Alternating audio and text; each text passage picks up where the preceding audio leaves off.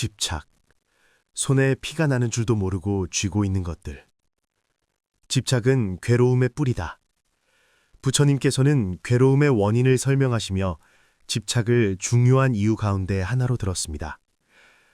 돌이켜보면 새해를 시작하면서도 우리는 여전히 무언가를 놓지 못해 마음 아픈 채로 한 해를 건너오곤 합니다.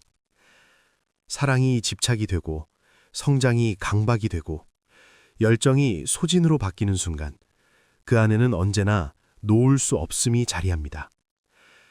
그렇다면 부처님 가르침에서 말하는 집착은 무엇이며 우리는 어떻게 조금씩 손을 펴는 연습을 할 수 있을까요? 첫째, 관계에 대한 집착입니다. 누군가를 사랑하고 아끼는 마음 자체는 소중합니다. 하지만 반드시 나를 이렇게 대해줘야 한다, 영원히 떠나지 말아야 한다는 마음이 더해질 때 사랑은 마음을 조이는 올가미가 됩니다. 연기법의 관점에서 보면 모든 인연은 변하고 흩어질 수 있는 것일 뿐 영원히 고정된 관계는 없습니다. 이를 인정할 때 우리는 상대를 움켜쥐려 하기보다 현재의 인연에 감사하는 쪽으로 한 발 물러설 수 있습니다. 둘째, 성과와 인정에 대한 집착입니다. 일과 공부에서 이 정도는 되어야 의미가 있다, 남들보다 앞서야 가치가 있다는 생각은 잠시 동기부여가 되는 듯하지만 결국 번아웃과 자책으로 이어지기 쉽습니다. 사성제는 우리의 괴로움 뒤에 있는 일해야만 한다는 집착을 보라고 말합니다. 지나친 기대를 내려놓을 때 과정 속에서 배우는 기쁨과 성장의 여유가 생깁니다. 셋째, 나라는 이미지에 대한 집착입니다. 나는 이런 사람이어야 해, 나는 절대 이렇게 보여선 안 돼 라는 고정관념은 실수와 변화 앞에서 우리를 더 괴롭게 만듭니다. 연기와 무아의 가르침은 나라는 것도 수많은 조건 속에서 잠시 형성된 흐름일 뿐 딱딱하게 굳어있는 실체가 아니라고 말합니다. 나라는 이미지를 지키려는 집착을 조금 덜어낼수록 우리는 새롭게 배우고 변화할 수 있는 자유를 얻게 됩니다. 넷째, 생각과 감정에 대한 집착입니다. 어떤 생각은 이게 진짜 나야 라고 움켜쥐고 어떤 감정은 절대로 느끼면 안 돼 라며 억누릅니다. 하지만 법상 스님과 여러 스님들은 생각과 감정이 모두 인연 따라 일어났다 사라지는 것임을 강조합니다. 집착하지 않고 그저 지나가는 것으로 볼 때 생각은 생각으로, 감정은 감정으로 머물 뿐 나를 완전히 삼켜버리지는 못합니다. 첫째, 이건 반드시 이래야 한다는 문장 찾기. 요즘 나를 힘들게 하는 상황을 하나 떠올리고 그 뒤에 숨어있는 반드시를 찾아보세요. 그 사람은 나를 이해해줘야 한다, 나는 실패하면 안 된다 같은 문장입니다. 그 문장을 그럴 수도 있지로 부드럽게 바꿔보는 것이 집착을 늦추는 첫걸음입니다. 둘째, 집착을 소중함에 뒤집힌 얼굴로 보기. 어떤 것에 집착한다는 것은 그만큼 그 대상이 나에게 소중했다는 뜻이기도 합니다. 내가 이만큼 집착하는 걸 보니 그만큼 소중했구나 하고 먼저 나의 마음을 이해해 주세요. 자기 이해가 있을 때 집착은 서서히 힘을 잃습니다.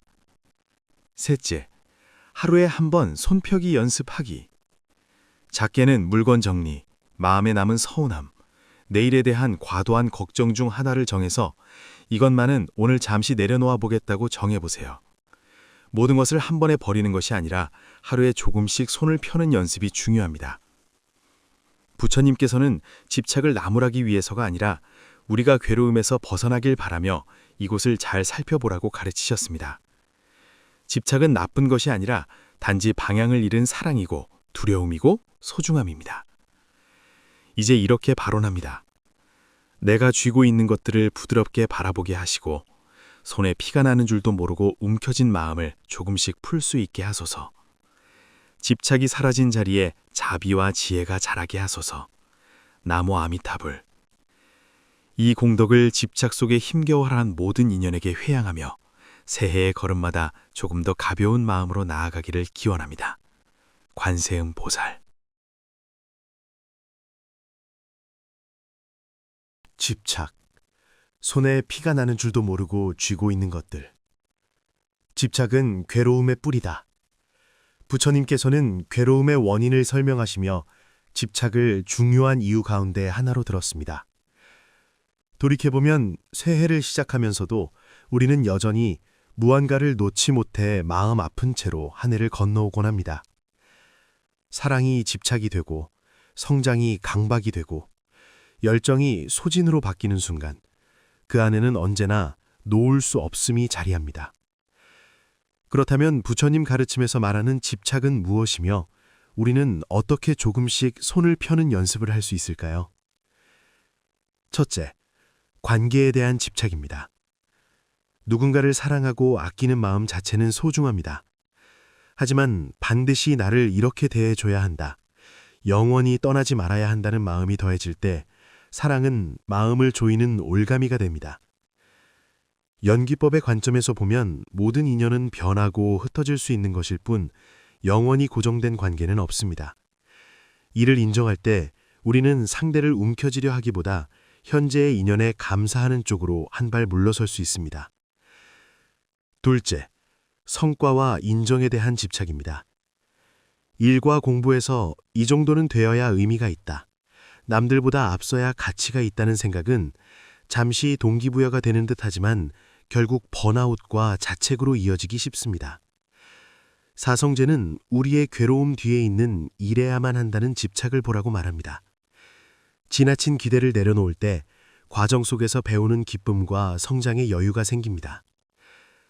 셋째, 나라는 이미지에 대한 집착입니다. 나는 이런 사람이어야 해, 나는 절대 이렇게 보여선 안 돼 라는 고정관념은 실수와 변화 앞에서 우리를 더 괴롭게 만듭니다. 연기와 무아의 가르침은 나라는 것도 수많은 조건 속에서 잠시 형성된 흐름일 뿐 딱딱하게 굳어있는 실체가 아니라고 말합니다. 나라는 이미지를 지키려는 집착을 조금 덜어낼수록 우리는 새롭게 배우고 변화할 수 있는 자유를 얻게 됩니다. 넷째, 생각과 감정에 대한 집착입니다. 어떤 생각은 이게 진짜 나야 라고 움켜쥐고 어떤 감정은 절대로 느끼면 안 돼 라며 억누릅니다. 하지만 법상 스님과 여러 스님들은 생각과 감정이 모두 인연 따라 일어났다 사라지는 것임을 강조합니다. 집착하지 않고 그저 지나가는 것으로 볼 때 생각은 생각으로, 감정은 감정으로 머물 뿐 나를 완전히 삼켜버리지는 못합니다. 첫째, 이건 반드시 이래야 한다는 문장 찾기. 요즘 나를 힘들게 하는 상황을 하나 떠올리고 그 뒤에 숨어있는 반드시를 찾아보세요.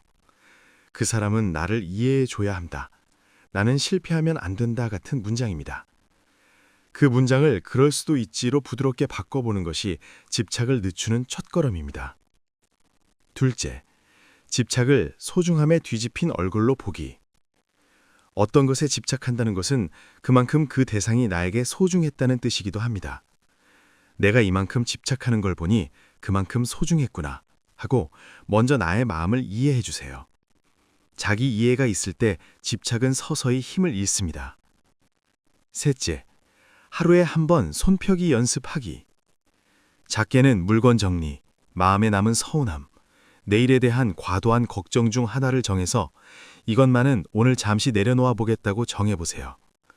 모든 것을 한 번에 버리는 것이 아니라 하루에 조금씩 손을 펴는 연습이 중요합니다. 부처님께서는 집착을 나무라기 위해서가 아니라 우리가 괴로움에서 벗어나길 바라며 이곳을 잘 살펴보라고 가르치셨습니다. 집착은 나쁜 것이 아니라 단지 방향을 잃은 사랑이고 두려움이고 소중함입니다. 이제 이렇게 발언합니다. 내가 쥐고 있는 것들을 부드럽게 바라보게 하시고 손에 피가 나는 줄도 모르고 움켜진 마음을 조금씩 풀 수 있게 하소서. 집착이 사라진 자리에 자비와 지혜가 자라게 하소서. 나모 아미타불. 이 공덕을 집착 속에 힘겨워하는 모든 인연에게 회양하며 새해의 걸음마다 조금 더 가벼운 마음으로 나아가기를 기원합니다. 관세음 보살.